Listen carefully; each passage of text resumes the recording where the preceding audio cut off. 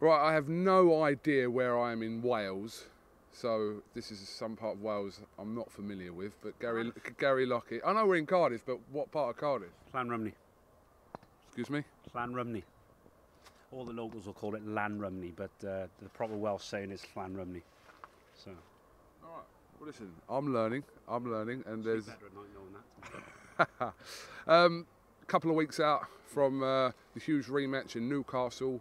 On November the 11th between your fighter Liam Williams and Liam Smith. First of all, how's your Liam doing ahead of this? Yeah, really good. I mean, the obligatory line, he's in the shape of his life, and he's this, he's that. I'm not going to come out with that, but no, gone really, really well. You know, he's been training really hard for the last sort of 10, 12 weeks, and plenty of rounds of sparring, and really happy and really confident. Obviously, I'm not going to bore you with questions about the last fight. It's been talked to death, Gary, but how much of a different fight could this be, or are you expecting to be, or not at all? No, I'm expecting it to be the same. You know, I think Liam Smith will start a little bit sooner this time, but you know, I think it'll be the same type of fight.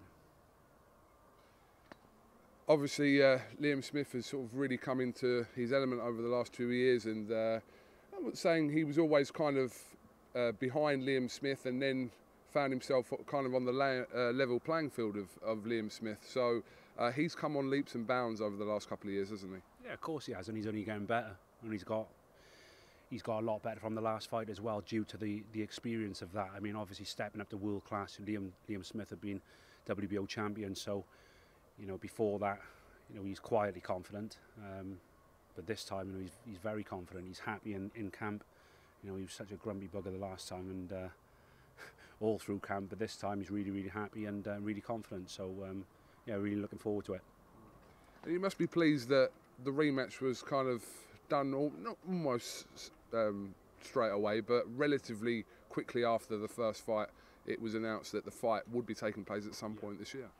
Yeah, of course. I mean, Liam had a fractured hand. It wasn't his bad hand, actually. He fractured his left hand in the last fight.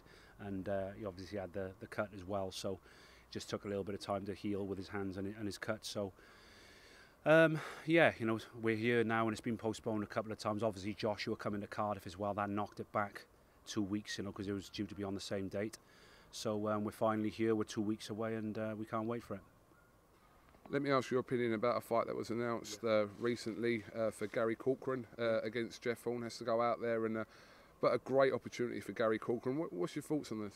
I think Gary's got every chance. You know, I think Jeff Horn beat an over-the-hill Manny Pacquiao, a Manny Pacquiao that doesn't throw punches in 2 phases anymore, a Manny Pacquiao that throws 1 and 2 punches at a time. He used to throw sort of 3, 4 phases of 7 punches at a time, and you know, he was very hard to beat, but I think he's a shell of himself. So, you know, credit to Jeff Horn. He's a real tough man, and he come through a lot to win that fight. So hats off to him. But I think that, you know, I think Gary's got every chance. He's got an awkward style. It's a little bit unusual, isn't it? His style. You know, he does work up close, work long, and obviously he's got a good trainer in Frank Grieve. So I think he's got every chance to do it.